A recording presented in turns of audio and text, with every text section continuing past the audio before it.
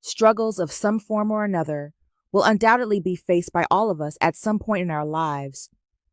Awareness is the vehicle for learning how to stay present with these difficulties, for stepping out of autopilot, for switching mental gears from auto mode into mindful mode. With practice in mindfulness, we can eventually choose to let go of the burden of our own particular automatic patterns and unhelpful habits of mind, learning to simply stay present with experience just as it is.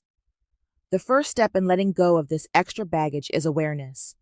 The mind becomes stirred up like a pond during a storm when it tries to avoid, escape, push away some aspects of experience and hold on to and want to keep other experiences.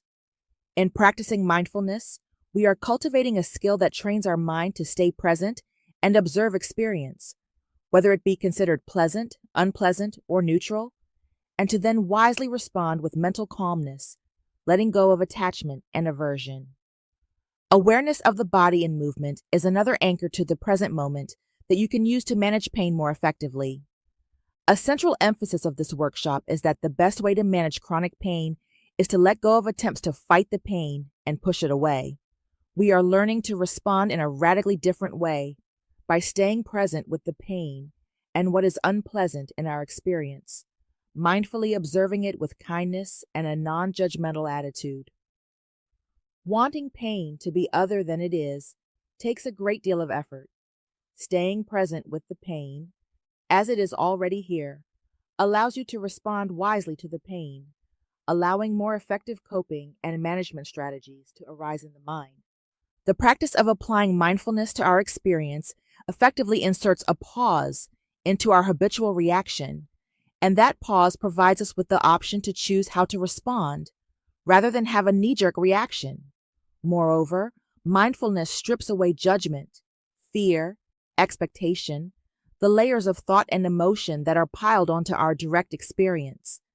Having a certain lightness of touch when thoughts, feelings, pain, or other experiences arise gives us more freedom, opening up a potential myriad of possibilities rather than being closed in by habitual, automatic reactions.